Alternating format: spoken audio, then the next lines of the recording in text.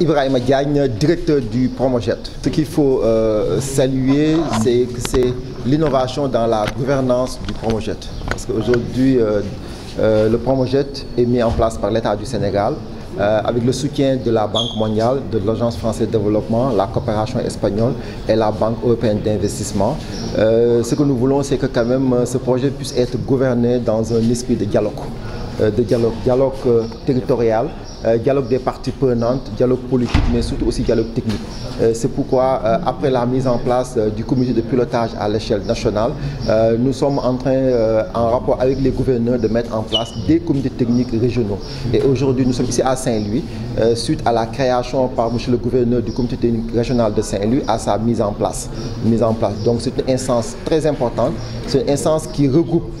l'ensemble des autorités administratives, le gouverneur, les préfets, les sous-préfets, les maires des communes bénéficiaires, mais aussi les services déconcentrés de l'État ainsi que les acteurs communautaires. Donc qui va être une instance quand même de partage, d'harmonisation, de planification, de suivi, évaluation, mais aussi de coordination des interventions du Promojet au niveau de la région de Saint-Louis. Vous avez prévu de construire énormément d'infrastructures dans les 7 régions d'intervention. Quelle sera la part réservée à la région de Saint-Louis? Donc comme vous le savez, la région de Saint-Louis est une région très importante dans le développement socio-économique du Sénégal. Donc par ses potentialités, son potentiel touristique, son potentiel économique, raison pour laquelle l'État du Sénégal quand même a voulu intégrer la région de Saint-Louis dans la première phase du Promojet, qui concerne aujourd'hui 7 régions.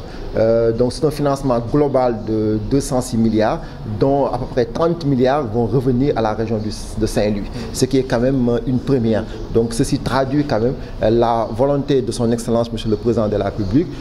d'impulser une dynamique Sénégal zéro déchet, mais surtout aussi quand même que Saint-Louis, qui a un potentiel touristique, puisse quand même améliorer son niveau de salubrité. 30 milliards pour des infrastructures, c'est pourquoi que Saint-Louis va accueillir au minimum 50 infrastructures, dont 2 centres intégrés de valorisation des déchets, un centre de tri et de transfert et le reste en point de regroupement normalisé. Les communes, par rapport aux communes, l'intercommunalité? Aujourd'hui, au niveau de la région de Saint-Louis, on a une trentaine de communes concernées par la première intervention du Promojet, ce qui nous exige aussi d'impulser une dynamique intercommunale. Parce que comme vous le savez, les communes prises individuellement ne peuvent pas assumer la responsabilité. Parce que par moment, ça exige quand même une économie d'échelle pour la valorisation des déchets.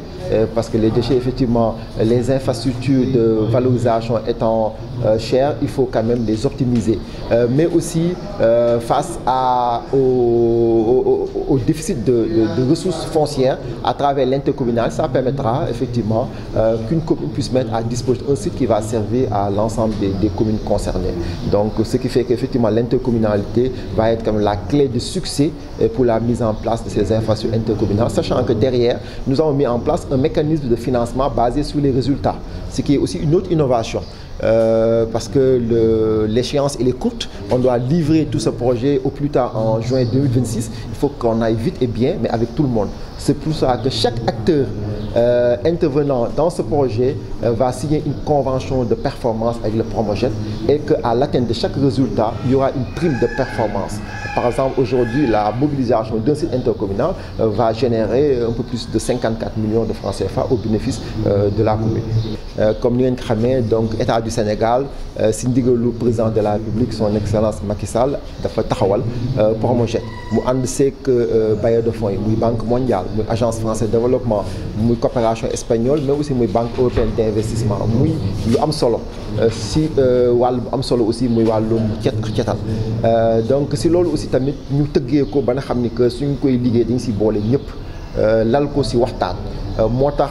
ba ñu taxawalee comité pilotage au niveau national ñuy wër région yi pour ànd ak gouverneur yi taxawal li ñuy woowee comité technique régional. Tey ñuy rafetlu quand même gouverneur bu Saint-Louis mu créé comité technique régional, mais tey mu convoqué pour installer ko. Donc du ñëw pour participer si réunion boobu moo ñu waral suñu ñëw fii ñu kontaan loolu ñëw fekk fi quand même comité technique régional bi tamit si gouverneur moo ko taxawal, mais aussi dafa lënk aussi tamit autorité administrative yi muy préfet yeeg muy sous-préfet yi, mais aussi bugg a boole si tamit maire commune bénéficiaires yi mais aussi boole service technique déconcentré de même que les acteurs communautaires. waaw tey jii ngeen nar a liggéey ci première phase bi ci juróom-ñaari région Ndar nag lan moo nar a doon pàcc bi ak surtout lu jëm ci infrastructure jumtuwaay yi ngeen war a installé. donc Ndar quand même muy ancienne première capitale du Sénégal donc mu am solo historique am solo culturel mais aussi tamit am ay potentialité si wàllum koom-koom mais aussi wàllum tourisme donc Ndar aussi tourisme yi ba di fi ñëw te suñu waxu tourisme wax koom aussi tam cet dasee am solo moo tax état du Sénégal mu boole Saint-Louis si pàcc bu njëkk bu Promojet bi Promojet bi yëpp 206 milliards la donc Ndar di si am lu tolloog 30 milliards fanweeri milliards de francs CFA bi nga xam ne Ndar dina ko am si loolu ñu fas yéene taxawal ay infrastructure bi si njëkk mooy ñaari centre de valorisation des déchets yoo xam ay usine la boo xam ne day jox solo mbalit bi mais aussi mu am centre de tri tamit ak transfert buy am de même que aussi ay points de regroupement normalisé lépp mu tolloog 50 comme infrastructure yoo xam ne Ndar dina am mais aussi ñu réhabiliter aussi décharge Gandon bi nekk fii si Ndar donc aussi tamit mu am beneen kii boo xam ne mooy wàllum aussi tamit changement de comportement yi pour que quand même population yi ku nekk mën a am tamit taxawaay bi si war pour mën a dugal loo xam tamit si wàllum saytu mbalit bi. tudd nga sànq communes yi lan ngeen di xaar ci communes yi ak itam ñoom tamit lan la ñu war a mën a am ci projet bi. donc communes yi effectivement dañu am solo si mbir bi aussi tamit état du Sénégal comme ni nga xamee tamit